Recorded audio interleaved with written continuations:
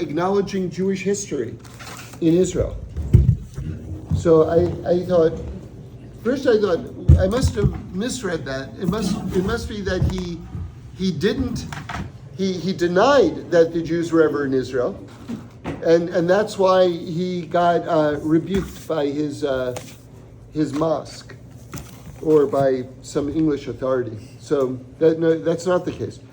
So here's the piece. UK-based Imam Umar Mullah was suspended from his Nottingham mosque after stating, quote, he had no issue with Israel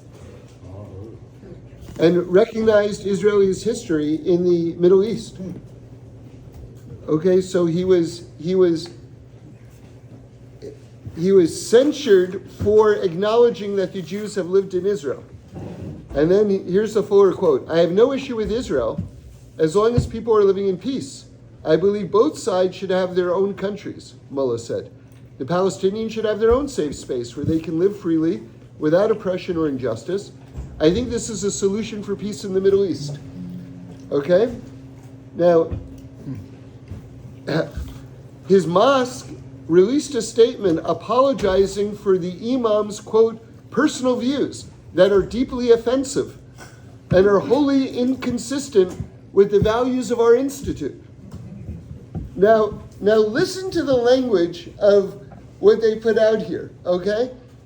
Because it's totally the language of woke things that you see in America, but it's being used to condemn someone who says that Jews and Arabs should live in peace together. Quote, this is from the mosque, quote, our institute is founded on a commitment to diversity, equality, and inclusion.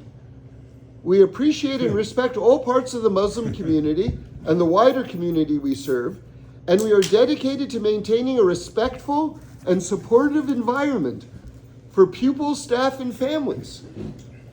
Now that's literally what would be written by, say, a liberal university if someone had done hate speech. But what they're saying is, how dare he not use hate speech? We are an inclusive, respectful, and we're trying to ensure respect for all aspects of our community who all so hate Israel that how could he possibly say something pro-Israel which is so offensive to all aspects of our community? Do you hear how inside out this is? But what's amazing is, again, I just want to read their statement again, because you've heard this exact language heard 1,000,000 times, but never applied in this way. Our institute is founded on remember, they're saying he's not hating enough. Keep that in mind. Our institute is founded on a commitment to diversity, equality, and inclusion. We appreciate and respect all parts of the Muslim community and the wider community we serve, and we are dedicated to maintaining a respectful and supportive environment for pupils, staff, and families. This is unbelievable. This is unbelievable. So anyway, like I said, it's rare that I do 2 double takes on the same news item, even 1 double take, but this was I thought worthy of sharing. So anyway, I just to know what's going on out there, right? So it's amazing. It's amazing. It's amazing. Okay, so this is the parsha of Avraham Avinu, and before we get to Avraham Avinu, I just want to say something. I saw this in one of the Chabad Chumashes, and I was moved by it. I didn't see the source for this, but it feels like like a Zohar or an ancient kind of source. But anyway, here's what it is. So when we think of Abraham and Sarah, I think that our instinct is definitely to think of Abraham as first and foremost, and Sarah obviously is incredibly important, but maybe Abraham takes the lead. So with that in mind, Originally it's Sarai with a Yud and Avram. And so what this commentator was pointing out was something I thought something very, just worth sharing, which is that each of them, Sarai becomes Sarah with a hey, the letter hey, and Avram becomes Avraham with the letter hey, meaning to say that the Yud of Sarai gets split into two heys, and Sarah gets one and Avraham gets the other. In other words, where does Avraham's hey come from? And according to this, it comes from Sarai. So, in case you're not getting what I'm saying, let me quote Eleanor Roosevelt. So, Eleanor Roosevelt, of course, was the very famous wife of FDR, Franklin Delano Roosevelt, who was president for 4 terms. In fact, the reason why you can only be president for 2 terms is because of FDR, because he had 4 terms, and they said that's too much. From now on, just 2 terms. So someone came up to Eleanor Roosevelt and said, if you had married someone else, meaning someone other than FDR, if you had married someone else, what do you think would have been with him? And she said, he would have also been president. In other words, why? Yeah, the other husband. In other words, why was FDR president? Because of me. That's why. So where is Abraham becoming Abraham from? Where is he getting the name Abraham from? From the Yud of Sarai. To 5. The 5 and 5. The Yud of Sarai gets split in half. And so Abraham becomes Abraham because of Sarah. And so when we think about like our own family dynamics, just reevaluate the role that your wife is playing, because maybe it's more, you think she's supporting you, but maybe you're an extension of her. It's worth sort of just humbly kind of reconsider.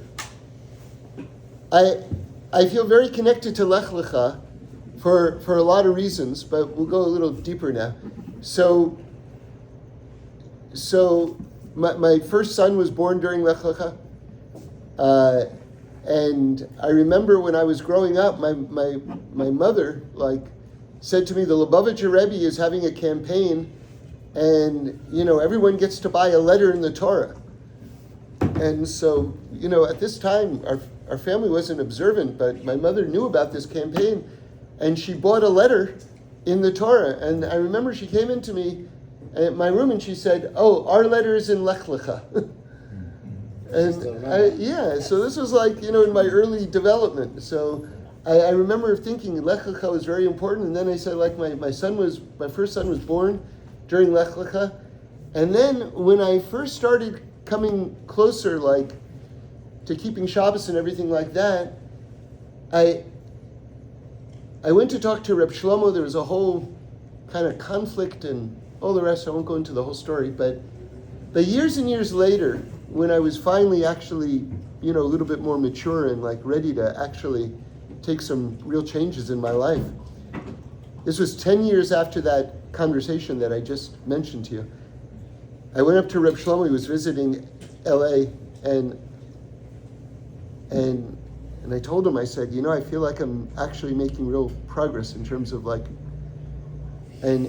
Reb Shlomo said to me, do you remember that conversation that we had?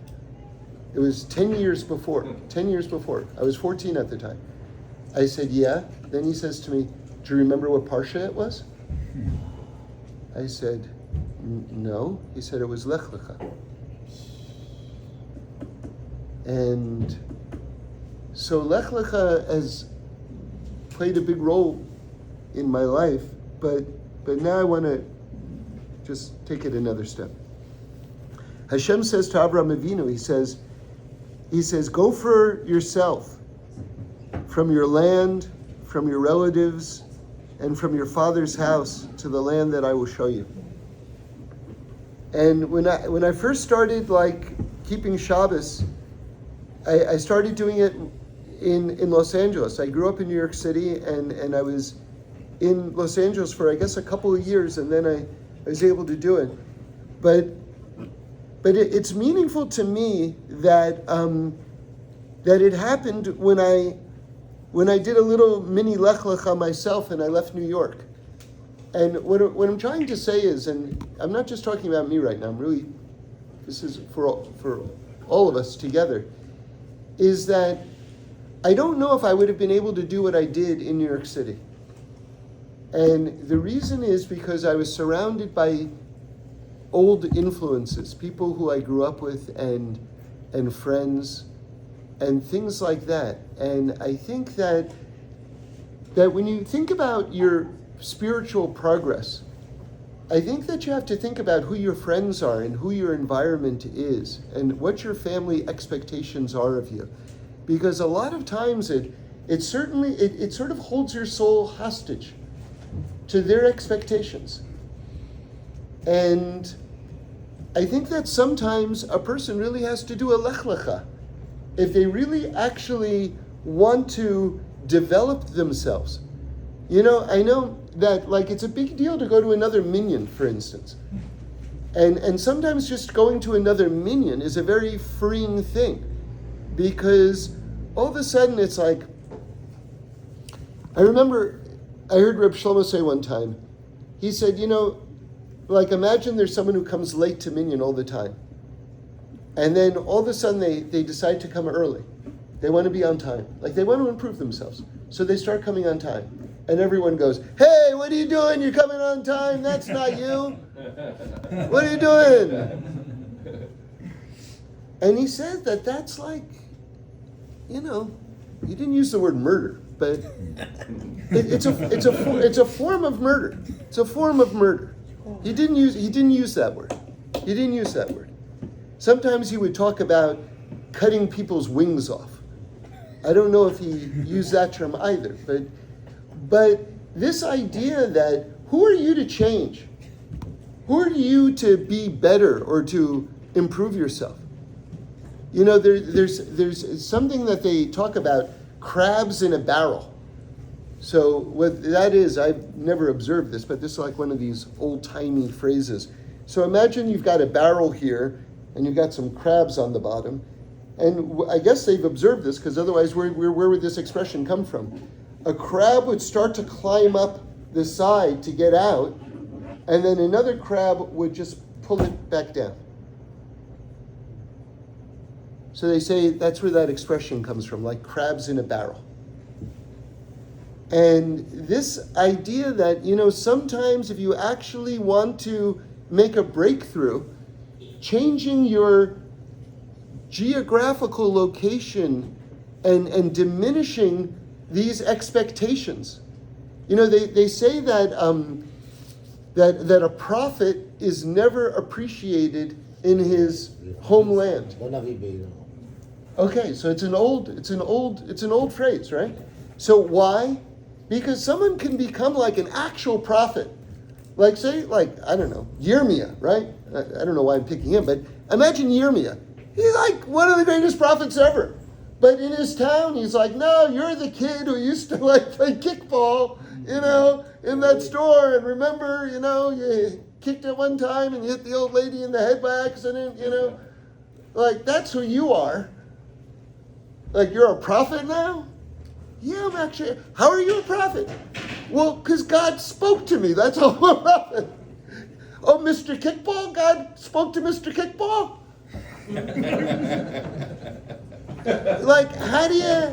How do you escape that? How do you escape that? And you escape it by going someplace else. And I'm saying, realistically speaking, and I think I'm biased. I think any change of a minyan can do this for a person. But since we're at the happy minyan and since I daven here, I would say that the happy minyan is actually a good place for that type of thing. Because it's not that nobody cares, but nobody cares in the best way. Nobody cares in the best way. It's very freeing because people genuinely don't care in the best way. In other words, you want to scream Yehei Shmei Rabbah, nobody cares. And at your place, if you want to actually scream Yehei Shmei Rabbah, people will be like, "What the Mr. Yehei Shmei Rabbah all of a sudden? Who are you?" Right? So this is the type of place where you can have a LECHA, is what I'm trying to say. Now, but you pick your own place and whatever it is. I'm just giving you the idea right now. So I know for me in my own life, coming to California was a very liberating experience because I didn't have to justify myself and I didn't have to apologize to anybody. And that gave me a freedom that I listen to me carefully. It gave me a freedom I didn't know I needed. Okay? So Hashem says to Abraham, Lech Lecha. And now I just want to go a little bit deeper here. And this is something that I'm sort of struggling with in my own life right now, so I'm sharing it with you. And I saw it in the words, like Lech Lecha, I think is really interesting because it's the same word. It's Lamed Chaf, right? Lamed Chaf, Lamed Chaf. Lech Lecha. It's perfectly balanced. And yet what's really interesting about Lech Lecha is here it's the same word in terms of the letters, and yet it means two opposite things. So how so? Because Lech means to physically walk in one direction. So you're actually, look, this is that's Lech, I've moved physically. Lecha means now I am internally, it's not a physical move, it's an emotional, intellectual move. Now I am internalizing whatever progress, whatever change just happened into my life, I am now internalizing it. And so what I want to share with you is that you can't do too much living without absorbing. If a lot of events are happening in your life, you absolutely need an equal amount of time demonstrated by this formula, right? It's almost like one of Newton's laws of thermodynamics, that Lech is perfectly balanced with Lecha. That to the extent that you actually journey out into the world is the exact amount of time that you need to absorb what did that change in my life circumstances actually do to me. And to the extent that we're doing a lot of leching, right, and not a lot of lechaing, we lose ourselves.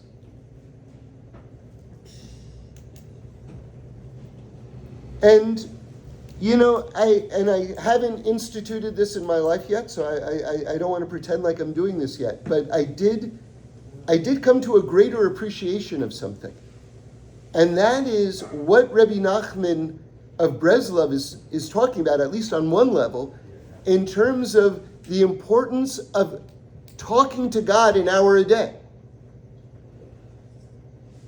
In other words, it really does, it seems, take that amount of time, and a person can build to it. And again, I'm not doing anything remotely close to that hour, and I really want to try to increase in this. That You have to build that relationship with God, which is done through talking to God like he's your best friend. You really have to have it in proportion with the amount of living that you're doing, or in proportion to the amount of learning that you're doing. Because, and again, I'm talking about myself right now, if you're learning like crazy, wild, esoteric ideas, and you're not taking the time to fully absorb what they're talking about, then a gap develops between what you're talking about and what you're living and what you know that's very destructive. Very destructive.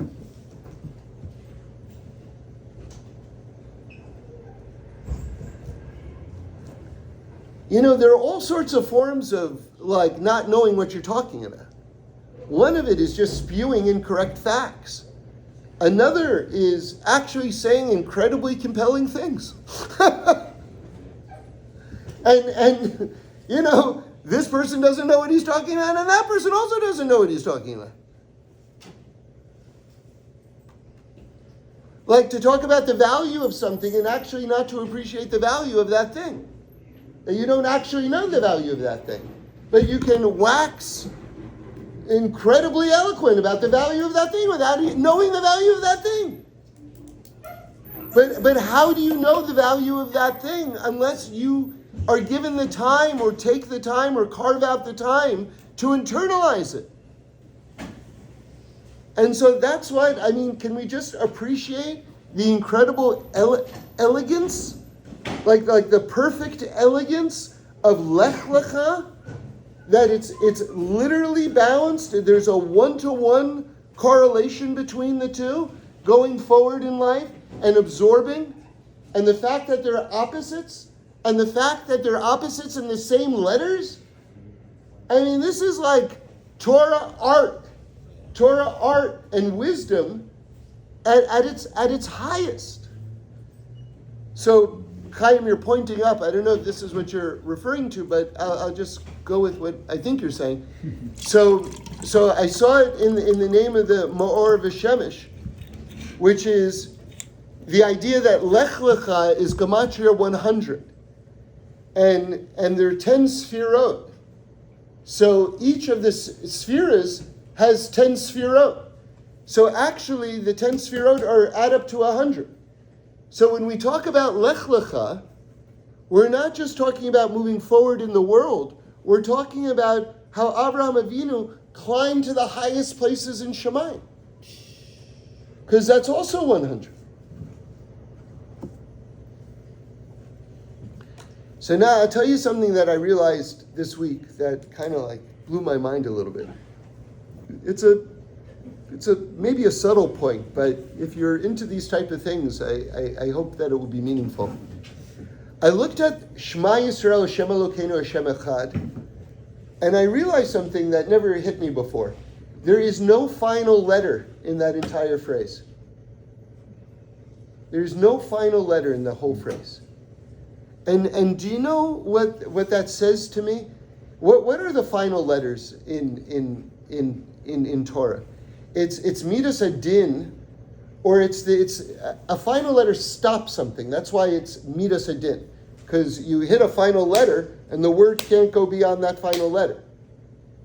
So when we talk about the oneness of God, there's no final letters because there is no stoppage of the oneness of God. It's just Ein Sof. It's just light without end. It just doesn't stop. That's why there's no, what I would like to suggest, that's why there's no final letter in Shema Yisrael. It just goes and it goes and it goes and it goes and it goes and it goes and it goes. It's like what the Medrash says, that when Hashem spoke at Har Sinai, there was no echo. And I heard in the name of the Lubavitcher Rebbe, what does that mean, there was no echo? Because what's an echo? It's the physics of an echo. So if you're in the Alps or something and you go, hello, and you hear, hello, hello, hello, hello, like what's going on? The sound waves hit against something that it's not, and then they bounce off, and then it's sort of like that's how an echo is made. So why wasn't there an echo at Mount Sinai? Because when God spoke, there's nothing that isn't him. So there's nothing to bounce off of. So that's this idea that there's no final letters in Shema Yisrael. There's no end in any direction to the oneness of God or to where God inhabits. Interestingly, in Baruch Shem Kavod Malchuso, there is a final letter. There's actually two final letters, and it's the same final letter. You know what it is? Mem. It's three? Baruch. Final Chaf. Yeah. Okay, so you've got three final letters, right? Also added. Say it again? Also adds up to 100. Is that right? 80, two final mems, 40 and 40, and then 20, 100. Wow. Awesome. I love it. Excellent. So what I would say to that is, just like God's walking, like God's LECHA is never ends, so too in the confined space in Malchus, which Baruch Shem Kavod Malchuso, it's talking about God as he exists within boundaries. You have the same LECHA. In other words, God walks and expands and is internalized throughout all the boundaries of this realm as well, within the finite and within the infinite as well. And so you have 200s. That's how I would darshan it.